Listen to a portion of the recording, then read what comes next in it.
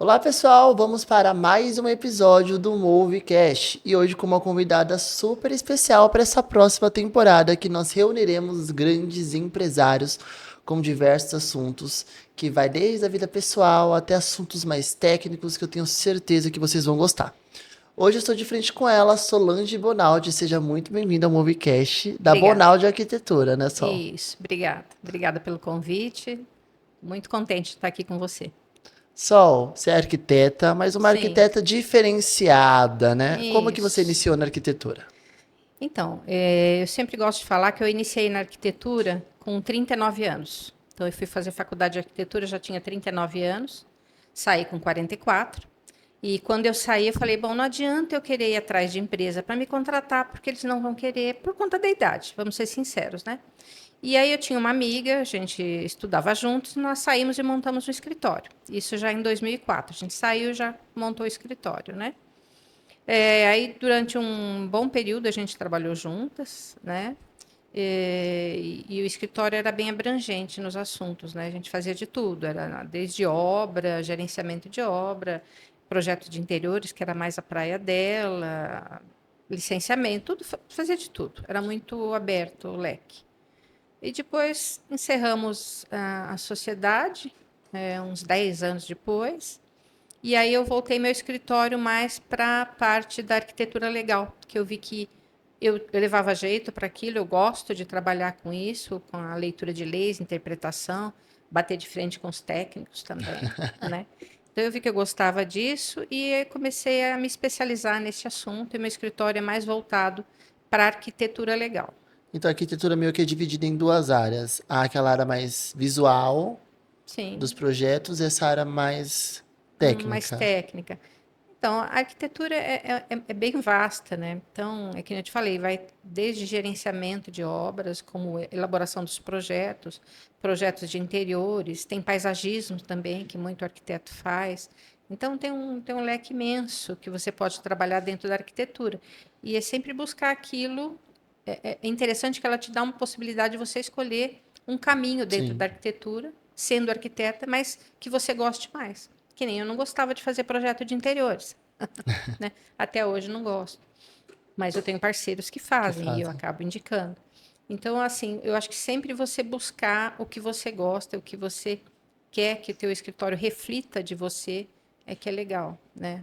Mas como é essa transição só? Porque assim, a maioria dos arquitetos vão para a área mais criativa, Sim, visual. sim, São poucos arquitetos que vão para essa área legal? A diferença é muito sim. grande? Não, são poucos, porque o arquiteto normalmente, né, ele busca trabalhar com a criatividade, né? Então ele tenta trabalhar de todas as formas com a criatividade. Porém, os projetos para um arquiteto novo, para chegarem clientes de projeto para você é muito difícil, né? Depende de muitos anos de trabalho, de bons trabalhos, às vezes até gratuitos, né? Para você poder começar a ter um repertório e as pessoas começarem a te contratar. Já na arquitetura legal, eu vejo um leque que não é isso. É, as pessoas procuram saber se você entende daquilo, se você consegue resolver o problema dela, né? Se você consegue resolver o problema dela, ela vai te contratar. É diferente do outro arquiteto que trabalha mais com a parte criativa, que eu falo que é a cereja do bolo. Todo arquiteto gosta de projetar, eu adoro projetar, né? Meu escritório faz projetos também, mas como é que eu vou falar? Acaba você tendo que escolher um foco para Sim. você atuar, né? E aí eu busquei esse foco e eu acabo ajudando muitos arquitetos com o meu trabalho. Então faço muita parceria no intuito de ajudar, de fazer consultoria para arquitetos e engenheiros, principalmente aqueles que não gostam de trabalhar com prefeitura, né? Porque quando a gente é criativo, você não gosta de burocracia, né? A parte burocrática fica mais com essa parte da Então, arquitetura, né? exatamente. Sol, qual a diferença, assim, principal? Lógico que a gente já conhece muito a arquitetura tradicional, Tá. mas quando a gente vai para essa arquitetura mais burocrática, mais técnica, o que você soluciona, o que você resolve, simplificando para quem está assistindo? Tá. Então vamos lá. Na arquitetura legal, a gente abrange a legislação relacionada à edificação e à atividade que você executa. Então vamos lá, se você vamos falar como empresários. Eu tenho uma atividade X que eu quero instalar num ponto comercial em tal local. Eu vou ajudar da seguinte forma, eu vou falar para ele se ele consegue instalar aquela atividade naquele local ou não. Porque muitas vezes aquela atividade depende dele ter vaga de estacionamento, dele ter acessibilidade e dele ter uma série De de exigências, né? exigências que a legislação pede. Então, eu consigo ajudar nesse sentido. Eu já tive casos de clientes que tiveram que mudar depois de 8 anos instalados, não se preocuparam em ter a licença de funcionamento, se instalaram, depois descobriram que o zoneamento não permitia a atividade. E, na verdade, a maioria das regiões de São Paulo, como ele era uma fábrica de grafiato, eu sempre falo esse caso, gente. Vocês vão ver, porque é muito impactante, né? A pessoa compra um local, constrói, sem alvará de prefeitura, né?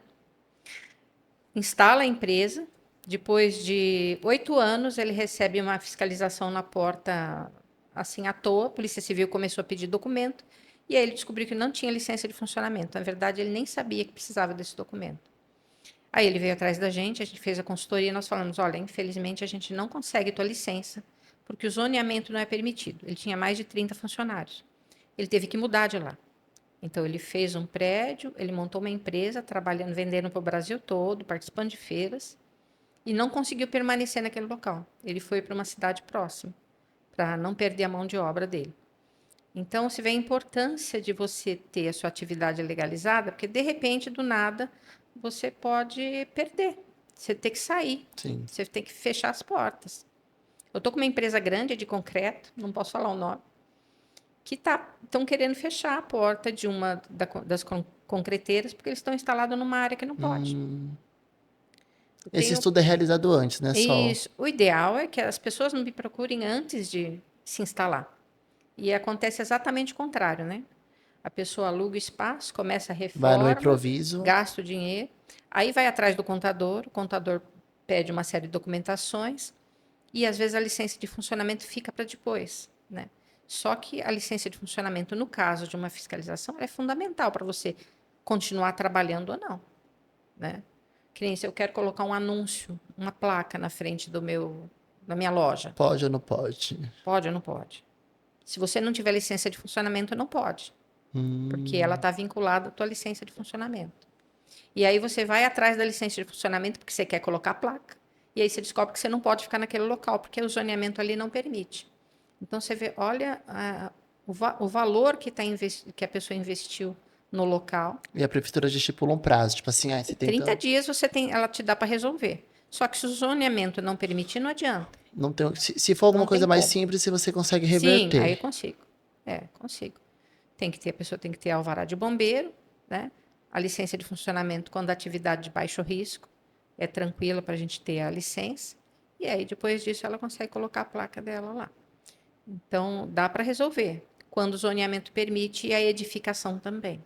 Então, toda Tá? vez que, sei lá, um empresário quiser ter um espaço físico, é importante ele consultar antes Exatamente. de reformar, de construir, de. Exatamente. Eu sempre peço, né, pedidos de referência de contabilidades, porque a contabilidade está muito ali envolta ali Na abertura, né? na abertura, né?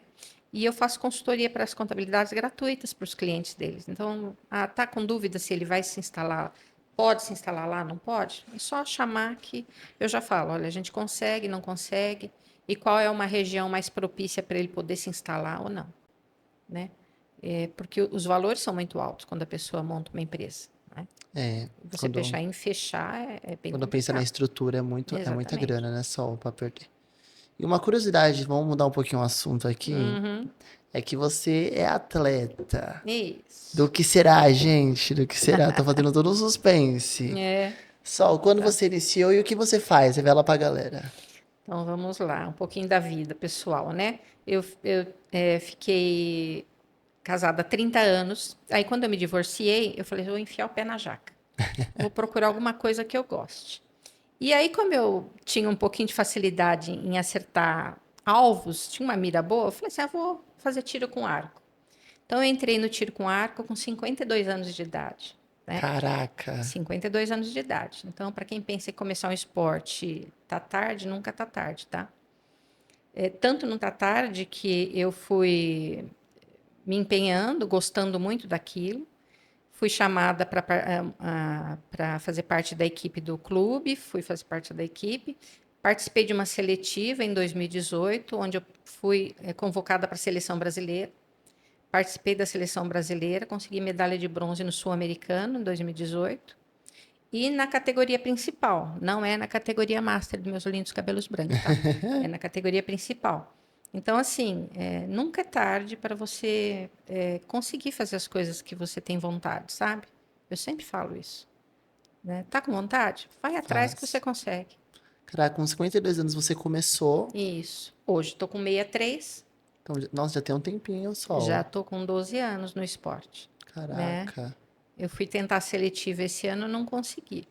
Mas me Aí aguardem. todo ano você vai ter. Todo ano tem seletiva? Tem, todo ano tem seletiva. O ano passado eu não consegui ir por motivos particulares, doença em família, não deu para Sim. ir.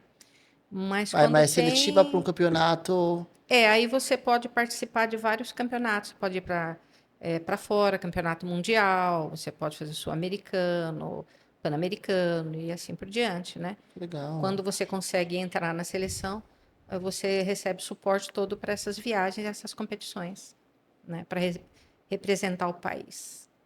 Vamos lá, tem umas perguntas aqui. Tá bom. Existe alguma semelhança entre o tiro com arco e a arquitetura?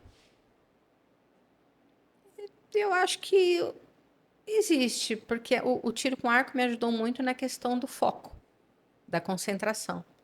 Na hora que a gente está atirando, na hora que você está preparada para atirar, você não pode pensar em outra coisa. Não pode. Se você pensou em outra coisa, o teu tiro é ruim, né?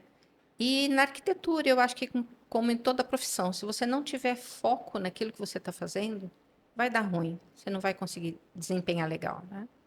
Principalmente a sua área, né? Que é uma área mais técnica, precisa de Sim, foco, precisão, de precisa. estratégia, né? Exato. É.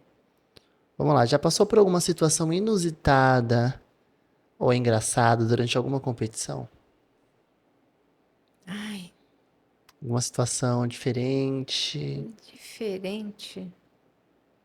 Não, é Como, tão como é dinâmico, é dinâmico, muito Sol? dinâmico, né? Então, é porque assim, a gente participa de competições indoor, que é dentro de um salão, espaço fechado, de 18 metros, e outdoor, que nem agora no próximo sábado eu vou para uma competição lá em Campo Limpo, que é outdoor, que é você atira a 50 metros de distância, né?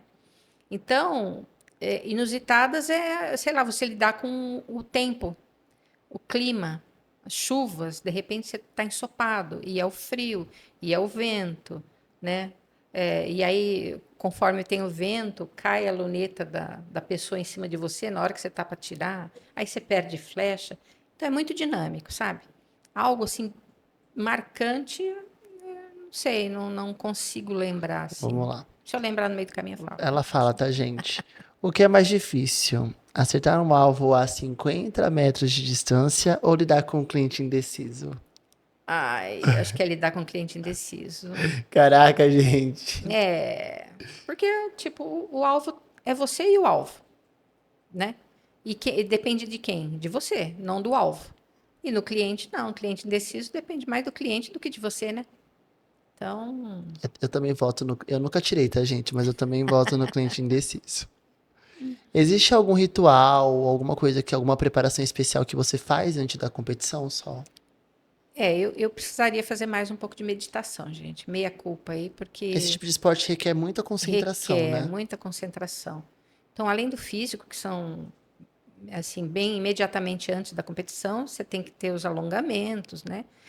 Agora, a preparação mental é que eu estou tentando me ajustar, melhorar, porque eu vi que é o principal para você desenvolver O o tiro esporte, com né? arco. Porque é que nem eu te falei. Como é que você controla a sua mente? A gente está aqui, eu estou pensando, falando com você e talvez pensando em outra coisa, né? E tem momento que você, no tiro com arco, você tem que abstrair qualquer tipo de pensamento. E isso é muito difícil. Então, controle mental é uma coisa que eu estou buscando agora Para poder para melhorar. a eficiência, né? É. Qual foi seu maior desafio como atleta nesses 12 anos O só? meu maior desafio, acho que foi este ano, a seletiva. Foi, foi bem cansativo. Foram 4 dias de provas, assim, ininterruptas o dia inteiro. Nossa, Lá no são Rio de quantas Janeiro, pessoas? Tinha mais ou menos 100 atletas por aí. Passam quantos? De cada modalidade passam 3, né? Da minha modalidade, nós estávamos em 8 atletas e passaram 3. Não consegui. Mas eu senti um pouquinho, muito calor, que é Rio de Janeiro, né? Janeiro. E muito cansativo, o dia inteiro você atirando. Então, eu puxo um arco que ele pesa mais ou menos 4 quilos. Aí faço uma força de mais ou menos não, de 48 libras, que acho que é igual a 22 quilos. E É você pesado. atira 150, 170 vezes num dia só, né? Então, e fora que você vai ter que buscar a tua flecha, né? Porque ninguém traz a tua flecha.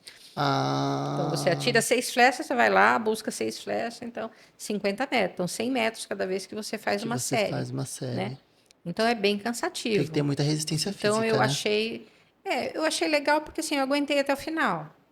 Talvez o meu resultado não tenha sido o suficiente, né? Mas o meu desempenho físico foi ok. Só uma curiosidade, a galera que compete normalmente é nessa faixa de idade ou tem muita Não, diferença? tem. Que nem na minha categoria seria até 50 anos. Então você vê que eu iniciei com 52, agora eu tô com 63.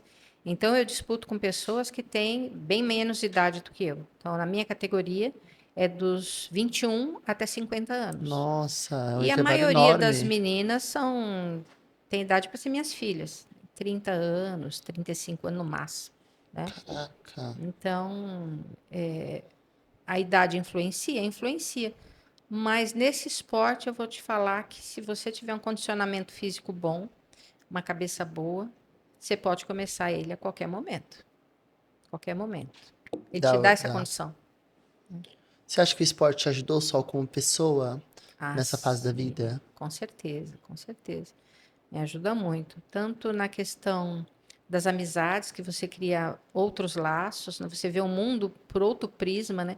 Você vê o mundo pelo prisma de um atleta, não só de empresário, ou de mãe, ou de, né, dona de casa. Não, Sim. você vê o mundo por outro prisma, né?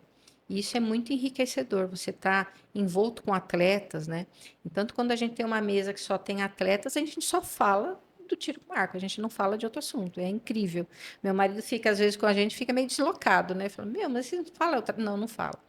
É o arco, é a flecha, é porque o material tal, é porque aquilo. Seja, É muito legal. os semelhantes eles se encontram na vida, Sim, né? E é sim. importante, eu acho que nesses ciclos que nós vamos evoluindo na vida, Uhum. essa criação de novos propósitos, né? Só Sim, sim. de trazer essa sensação de novo, de novidade, até porque nossa vida às vezes já é desenhada, né? Cresce, trabalha muito, conquista, tem família, cuida da família e morre. Não, você Então tem acho que você conseguir trazer essa adrenalina, né? isso, nossa, é Da- muito importante isso, né? Eu encaro como atividade, a arquitetura, logicamente, é a que me traz o sustento. Eu adoro arquitetura, adoro o que eu faço, mas a realização pessoal vem Bem na no prática do esporte, né? esporte, vem. Tanto que quando eu estou muito cansada, eu falo, vou treinar. E vou treinar e saio bem mais tranquila. O desempenho não é bom quando a gente sai para atirar, viu, gente? Quando você está preocupada, porque você fica preocupado, o tiro não vai legal. Mas fora isso, é muito Fora bom. isso é muito bom. Bora aqui para algumas perguntas sobre arquitetura, Tá tá? bom. Quando falamos de regularização de imóveis e anistia, quais são os erros mais comuns que os proprietários cometem? Primeiro, ele construir sem achar que. Eu vou construir uma edícula lá no fundo do quintal. A prefeitura não vai descobrir. É lei do engano, porque hoje, com a tecnologia que a gente tem, drone, satélite, a prefeitura descobre a qualquer momento que você construiu irregularmente e lança para você até 5 anos de IPTUs retroativos, né? E aí a gente tem duas modalidades para regularizar o que foi feito errado. Eu construí, agora eu quero regularizar. Posso? Pode. A gente vai estudar a lei e vai ver em qual que você se adequa. Se dá para fazer pela anistia ou se dá para fazer pela regularização normal. Pela anistia é muito mais tranquilo, porque na anistia ela perdoa várias coisas. Então, ela perdoa você não ter área permeável, que eu acho um erro, mas ela perdoa. Ela perdoa você ter invadido o recuo frontal, por exemplo, que na regularização normal você já não consegue. Então, ela te dá algumas brechas interessantes. Fora isso, como são para construções feitas antes de 2014, já prescreveu a cobrança de ISS e INSS sobre as construções. E na regularização normal já não tenho isso, né? Porque provavelmente ela construiu há pouco tempo e ela vai ter a incidência dessa cobrança, né? Eu acho que é isso, né? O principal é procurar um arquiteto, Procurar um arquiteto antes, né? Só. um técnico, para ver se o que ela quer fazer é viável ou não. O que acontece muitas vezes, gente, a pessoa constrói e acha que vai regularizar na anistia. Porque eu escuto isso direto, né? Ah, não, eu faço depois, quando vier a anistia, eu regularizo. Anistia é o quê, Sol? Anistia é o perdão. Perdão da legislação. É um período só que. Ou é uma. Essa anistia ela acontece geralmente, era para acontecer geralmente a cada 10 anos. Certo. Essa está acontecendo, a última foi em 2004. Essa agora começou em 2019, quer dizer, passou 14 anos, não foi nem os 10 anos. E a próxima, talvez, daqui uns 10 anos novamente. Nossa. Tá? Talvez. Mas aí o que acontece? A pessoa faz, acha que vai regularizar na anistia, e aí quando eu vou analisar, não dá para regularizar nem pela anistia. Por quê? Ela excedeu a quantidade de área construída que ela tinha, Nossa. ela invadiu um pouquinho a calçada, ou ela está em área contaminada, ou ela está em área de Gente, APP. o pessoal vai fazendo. Meu, vai fazendo. Ah, Não, tem nem chão, bora construir. meu filho está crescendo, está casando, deixa eu fazer um cômodo aqui para ele no fundo, né, para a esposa. Aí Gente. dá muito ruim isso, né? Essas gambiarras, né? Exatamente, dá muito ruim. Vamos lá. Prejuízo, né, gente? Prejuízo. Se você pudesse dar uma dica para quem quer comprar um imóvel e evitar problemas legais no futuro, qual seria? Fazer uma consultoria com um profissional da área. Um arquiteto, ele está, tanto o arquiteto como o engenheiro, eles estão capacitados para fazer um estudo do zoneamento, para ver o que pode ser feito e o que não pode. Mas eu ainda sugiro procurar um arquiteto especialista, que nem é o nosso caso, né? Porque a gente vai mais profundamente no que é possível e o que não é, Antes da pessoa comprar. antes da pessoa comprar o imóvel. Porque às vezes ela compra o imóvel e o imóvel já está com problema, né? Geralmente, quando a pessoa compra por financiamento, ela vai descobrir que o imóvel tem problema, porque o banco não financia um imóvel com problema. Então, se ele vai querer vender um imóvel e está irregular na prefeitura, na hora que o engenheiro vai lá para fazer aquela análise para o banco financiar, ele vai falar assim, olha, dona, você vai ter que corrigir teu IPTU, que o IPTU não está batendo. Você está aqui com 50 metros e tua casa tem mais de 100, porque ela ampliou, reformou e não comunicou à prefeitura. Quando ela vai tentar fazer isso, ela vai ver que o imóvel dela está irregular, o imóvel vai para a irregularidade, ela pode receber os 5 anos de IPTU. E aquele que estava interessado em comprar o imóvel dela não consegue comprar, porque o banco não financia. Só vai financiar depois que pagar os 5 anos. Não, só vai financiar depois que o imóvel estiver regular. Ah, tá. Né? Não, isso aí, dela pagar os 5 anos é independente de estar regular ou não, porque ela pode pagar e não regularizar. Entendi. Né? Ela vai ter que regularizar. Tem que regularizar. Vai ter esse retroativo. Isso. Se não regularizar, ela não consegue vender por financiamento. E aí que eu falo que o imóvel fica depreciado cerca de 30%.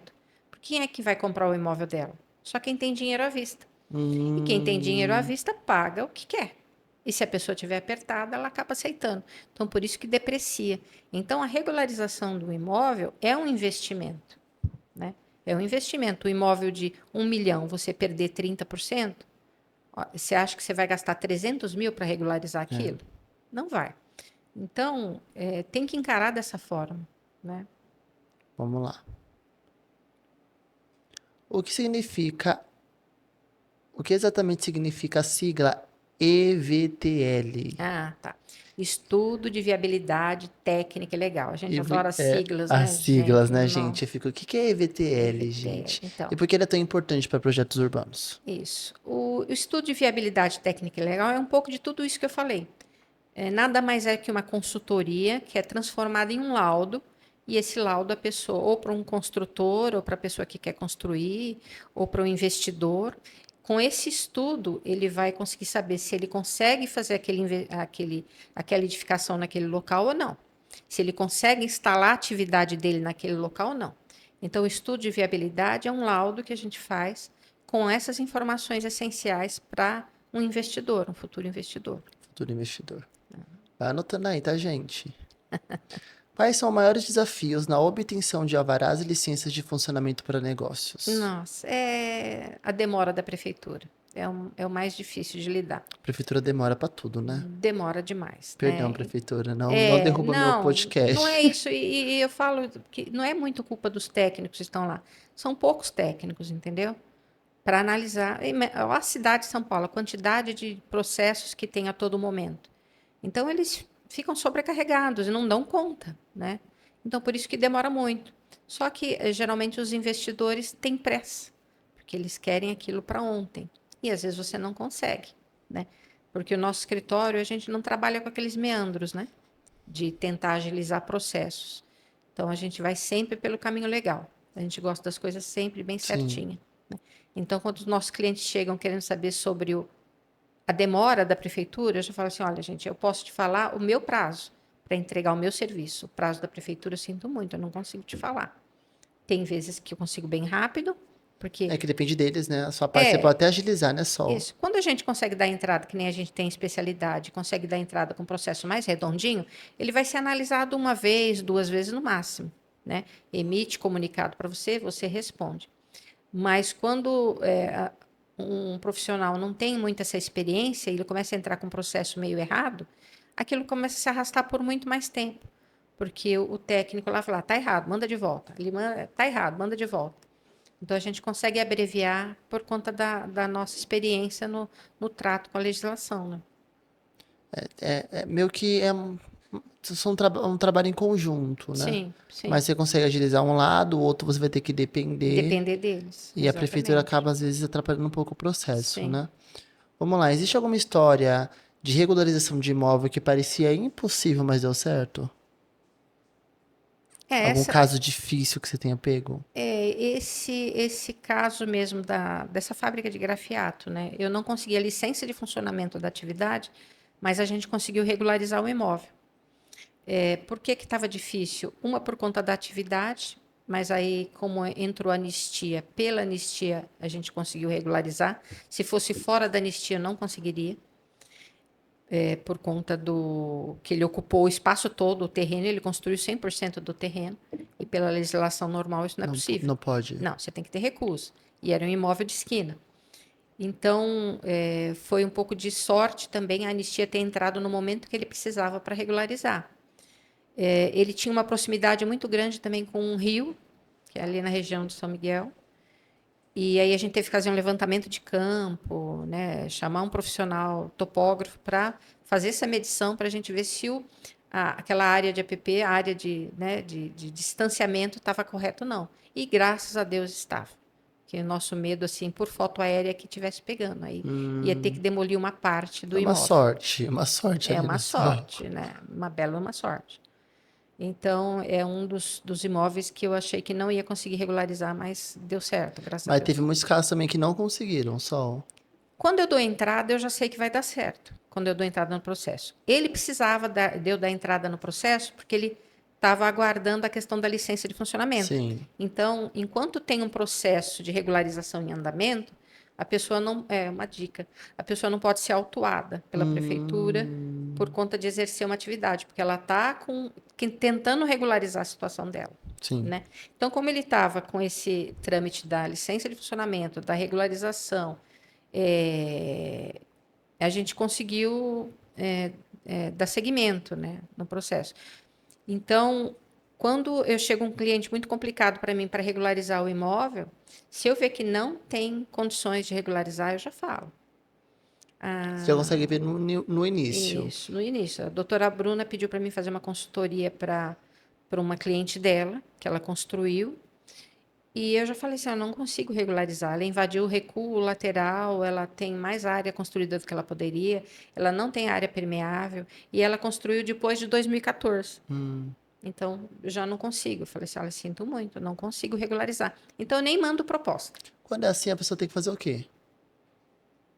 Talvez esperar uma próxima anistia, E para ela ver fica se no risco. consegue, no risco, ou demolir e fazer de acordo com a legislação. Tem que Tem reconstruir. que reconstruir. Viu, gente? Não é fácil, não. Não é fácil, não. E uma bela de uma casa que a pessoa fez. Sobrado muito bem estruturado. infelizmente, invadiu os recuos e não Às vezes não consigo tem, regularizar. às vezes estruturalmente não tem nem muito o que fazer, né? Não, não. E aí tem só demolição, né? Então, você vê o prejuízo que O essa pessoa prejuízo que vai a ter pessoa se corre, ela né? quiser regularizar. Vamos lá, para a próxima pergunta. Não é chocante, né? Só porque. É.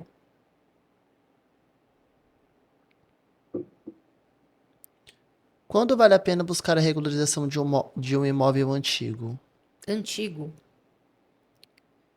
Dependendo da situação, imóveis antigos, bem antigos, eles já estão regulares desde que você não tenha alterado a configuração dele, você não tenha Certo. ampliado, né, não tenha demolido uma parte, não.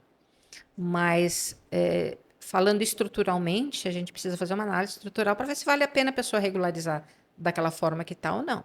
Se é um imóvel que está muito com problemas estruturais sérios, a gente fala assim, não adianta você querer regularizar. Você não vai. Porque, mesmo porque na hora que a gente faz o processo de regularização, eu assino, a minha equipe assina como responsável por aquela edificação. Então, se eu vou lá e vejo que a Seu nome edificação tá está cheia de junto. problemas, eu não posso assinar como responsável. Porque vamos que eu regularize aquela edificação e daqui a pouco me caia algum pedaço dela e machuque alguém. Quem foi que assinou pela regularização? A Solange. Então, não vale a pena. Vale a pena só nesses casos. Você faz uma Tá? vistoria, vê se tá tudo certo. Tudo Se tiver tudo certinho. certo, aí a gente regulariza. Isso, exatamente. Qual a diferença entre desdobro e Remembramento. remendro de lote? Para quem isso é importante. Vamos falar exemplos, desdobro, vai. Adoro sermos técnicos da área dela. Então, Aprendendo você junto. tem um terreno de 10 por 30, você comprou aquele terreno junto com seu irmão, aí vocês casaram, cada um construiu o seu sobradinho ali, geminado, né? E aí, em dado momento, um de vocês quer vender a parte dele e o outro não quer vender. E aí você pode fazer o desdobro, né? Se você construiu aquele sobradinho de acordo com as normas, ele está regular, os dois sobradinhos estão regulares, você consegue fazer o desdobro É tipo uma divisão. é divisão. Isso. Então você consegue desdobrar. Mas tem umas regrinhas, tá? Se eu tiver a frente mínima para um desdobro é 5 metros. Então, se eu tiver uma frente de 4 metros, eu já não consigo desdobrar o lote. Né? Eu consigo até fazer um trabalho no registro de imóveis, transformando aquilo tipo como se fosse um condomínio. Né? Então, eu tenho uma porcentagem X do imóvel, o outro tem uma porcentagem X. Mas o desdobro físico, que é feito na prefeitura, Tem que ter se eu, 5 tem que metros. ter 5 metros e 125 metros. E o remembramento nada é do que a união de dois lotes que já estão separados. Ao Tá? É o contrário. contrário. Ao contrário. O que os clientes costumam subestimar no processo de obtenção de licenças e alvarás? Então, as pessoas. Acho que é um pouco do costume brasileiro. Eles acham que sempre tem um jeitinho, né? Ali uma É uma malandragem. malandragem, né? Ah, não, quando o fiscal aparecer, eu converso com ele, né? E dou um jeito, né? Então as pessoas às vezes ficam muito tempo nessa, principalmente empresários bem antigos, né? Eu tenho um empresário na 25 de março que está lá com o prédio irregular, Eu fico pensando, porque lá 25 Brás é o caos, né? é o caos. Então ele está com o prédio irregular, porque ele construiu mais do que poderia, e para regularizar ele teria que demolir metade do último pavimento, né? E fazer uma série de intervenções. Para ele seria ideal a anistia, porque ele não vai precisar de área permeável, porque a anistia perdoa. Só que a anistia dele ia ficar em torno, para ele pagar para a prefeitura, uma outorga onerosa, no valor de mais ou menos 2 milhões de reais. É muito? É muito. Mas o ponto comercial dele, para a quantidade de pessoas que ele aluga ali, valeria a pena. Valeria a pena. Né? Mas aí ele falou: não, não vou investir isso, não. Eu sempre trabalhei assim, quando o fiscal vinha, a gente dá um jeitinho. Então a gente escuta muito disso, né? As pessoas acharem que dão um jeitinho. E as coisas estão apertando, porque o sistema eletrônico está apertando muito. Não está ficando muito na mão mais dos fiscais, né? Se você receber uma denúncia de alguém, vamos supor, eu passei na calçada do teu comércio, caí e quebrei minha perna. Ah, você que tinha que dar manutenção na calçada, você não deu. Eu vou e falo do seu comércio para a prefeitura, denuncio. A prefeitura vai lá, vai te pedir licença de funcionamento. Se você não tiver e não conseguir ela em período X, você vai fechar as tuas portas, né? Então, a maior dificuldade que eu vejo, às vezes, é a cultura ainda das pessoas de acharem que as licenças são bobagem, que não precisa, que é um gasto à toa, né? Que o fiscal vai vir dar um Que o jeitinho. fiscal dá um jeitinho. Quer dizer, sai mais caro que pagar a E licença. aquele povo do Brás, assim, que pega fogo, Então, perde tudo. teve o caso, né, Você recente comentou, do né? shopping lá que pegou fogo. E, segundo consta, tá? Não tô falando, porque de repente vão Um ver fake aqui, vão news. querer me Mas processar. segundo Mas, segundo conta. consta, não, o AVCB estava vencido e não tinha licença de funcionamento da edificação toda. E aí, quem está lá dentro também não consegue. Isso acontece muito, tá, gente? Pensa não. Mas quando você montar uma loja dentro de alguns shoppings, não posso falar o nome, e o shopping não tiver a licença dele, tem shoppings próximos daqui com esse problema. Aquele que se instalou dentro do shopping não consegue a licença dele. E às vezes ele precisa da licença de funcionamento dele, porque ele faz convênios com outras empresas, né? E precisa da licença, licitações. Se você não tiver a licença, Não tiver tem dentro de um licitação. imóvel que não tem a licença, você também não consegue atuar. Tá? Então é bem sério. Seguro, né? Que nem eu dei o exemplo de seguro. Você faz o seguro, você abre tuas portas, uma loja, aí você, vou fazer um seguro, né? Se o seguro descobrir que a tua atividade está irregular, que você está num imóvel irregular, ele pode falar que não vai te pagar o seguro se pegar fogo, né? Como deve ter acontecido com vários lojistas desse local que pegou fogo. É que, como você falou, né? O pessoal vai no improviso. Eu sei que Sempre acho que empreender vai é dar tudo muito certo. difícil no início, só a gente tenta driblar, diminuir custo. Eu falo que Mas o empreendedor brasileiro é muito otimista. Ele acha que tudo vai dar certo. tende assim, senão nem começa. Né? Mas eu acho que chega uma etapa que dá pra começar a profissionalizar, Sim. regularizar as coisas, deixar tudo certinho. Começar devagar, né? Com planejamento, né? Não é fazer igual você falou, não é sobre fazer tudo de uma vez. Não. Mas você vai verificando o que dá pra ser feito, consulta um profissional como você, Exato. pra deixar as coisas corretas, né, Sim, só. sim. Exatamente. Existe alguma regra urbanística que te surpreendeu quando você começou a atuar na área? Alguma coisa que você não sabia, que você falou, caraca. Porque você vai falando pra mim, eu fico, meu Deus, eu não sabia nem que podia colocar a placa, que tinha a lei da cidade, cidade como que é? Cidade limpa, que fala? É a lei da cidade limpa. A Que gente aí não fala que é o pode. CADAM. O CADAM. Aí eu falo, gente, como que não sabia que não podia? Pra mim, eu coloco a placa onde eu quiser. Depois que eu comecei a estudar muito legislação, nada me surpreende mais, né? Às vezes a gente tenta buscar brechas para ver se consegue adequar a situação de algum Sim. cliente, mas nada me surpreende. Quando eu não era arquiteta, me surpreendeu que eu tinha meu imóvel, tinha um salão comercial embaixo, eu queria construir em cima, e aí veio o arquiteto e falou para mim, olha, mas você só pode construir se você recuar 1,5 m de um lado e 5 metros na frente. Eu falei, mas como assim? Embaixo está construído, eu só quero fazer em cima a mesma coisa. Mas não pode, você tem que obedecer ao recuo. Então, quando eu era leiga, eu me surpreendia demais com as questões de prefeitura. Hoje não mais, né? Mas o CADAM é interessante, né? O CADAM, né? O CADAM é aquele númerozinho que você coloca no teu anúncio lá na Sim. frente do comércio. As pessoas vão reformam a loja, coloca a placa, e aí o rapaz que instalou a placa vira para ela e fala assim: olha, moça, agora você tem que ir atrás do CADAM, tá?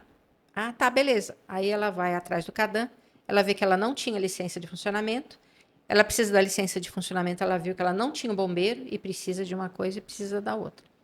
Para ela poder chegar lá no número do CADAM dela, que ela precisa para colocar na placa.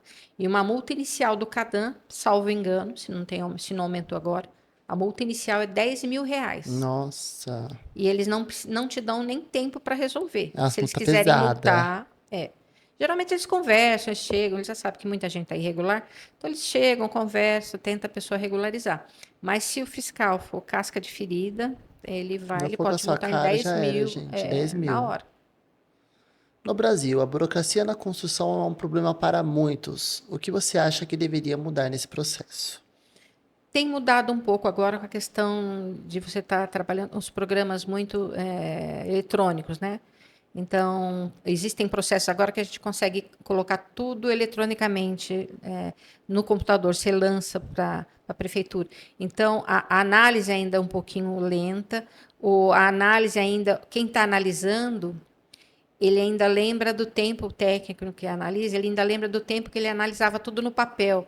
Então, essa fase de mudança, às vezes até da interpretação do técnico, é que ainda precisaria melhorar.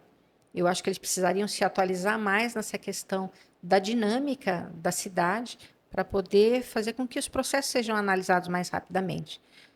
Logicamente, a questão de falta de profissionais da área também na prefeitura, que é um impeditivo, né? Vamos Não lá. sei se eu respondi. Respondeu. Existe um erro clássico que muitas pessoas cometem ao planejar uma construção só. Erros. Erros. O O clássico. clássico é não contratar um arquiteto para fazer seu projeto. Já vai Começou com as daí, vozes da começou cabeça. tudo errado, é.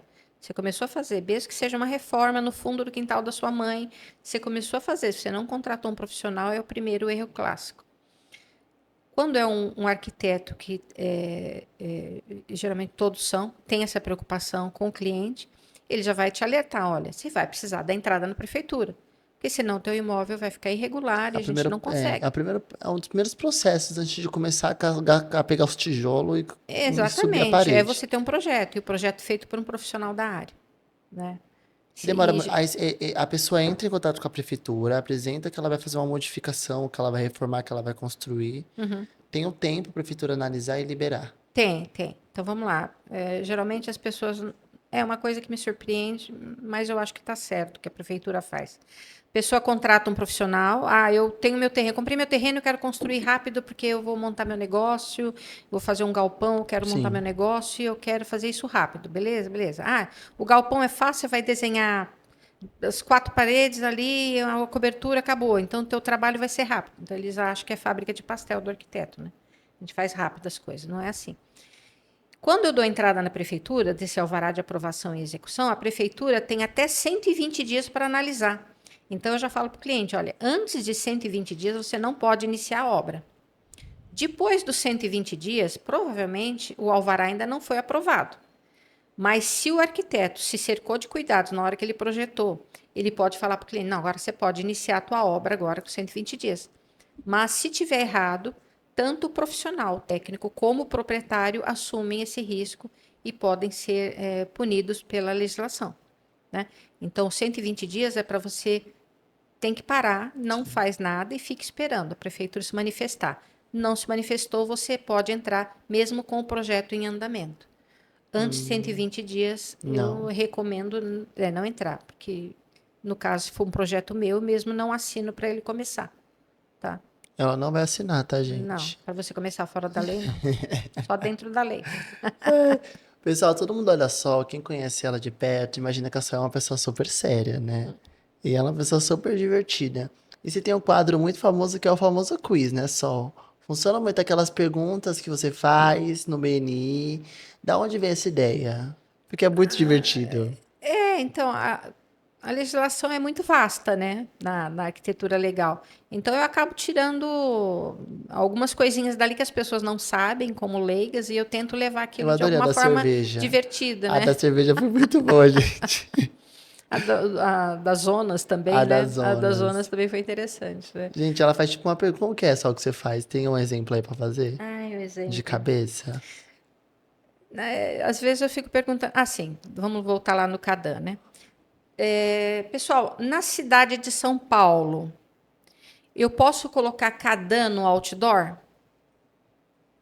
Pode, não pode. Pode, não pode. Não pode, porque o Não outdoor pode. na cidade de São Paulo é proibido, Ah, tá? Então as pessoas falam, eu vou colocar Cadan, outdoor é legal, né? Mas não pode. outdoor na cidade de São Paulo não pode. Aí você fala, mas eu venho ali na Trabalhadores, eu vejo Então, aqueles tanto outdoor. É multidor. do lado de Guarulhos ali. Guarulhos pode. Guarulhos pode, é outra cidade. Na cidade de São Paulo, outdoor não pode. Então, de vez em quando, você vê umas estruturas abandonadas que antigamente eram outdoor, você vai ver que não tem mais outdoor. Caraca, eu não sabia. É porque eu olhava em Guarulhos, eu acho que era liberado. Eu nunca reparei que era só em Guarulhos. É só em Guarulhos. São Paulo não Não pode. pode, não pode. Então, são essas perguntinhas, né? A gente vai buscando essas É que coisas. assim, são termos, gente, muito técnicos. Isso. Assim como cada área tem a sua bagagem muito técnica.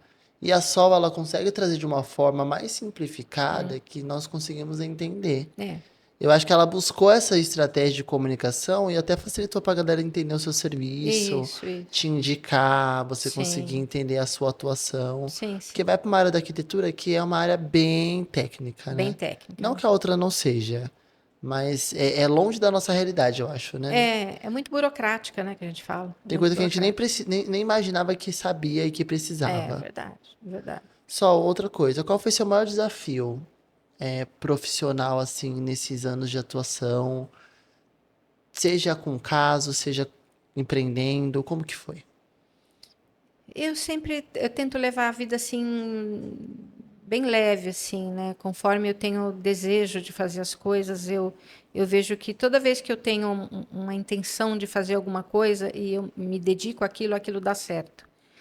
Então, meu maior desafio, que eu sempre falo, foi ter voltado a fazer faculdade aos 39 anos de idade, com 3 filhos. Sou mãe de 3 filhos. Meus filhos eram pequenos ainda, né? O mais novo estava com 8 anos.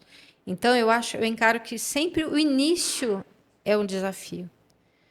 O que vem depois é reflexo do que você se empenha, né? Sim. Então, o início é sempre um desafio. Começar como atleta também, para mim, o início foi um desafio.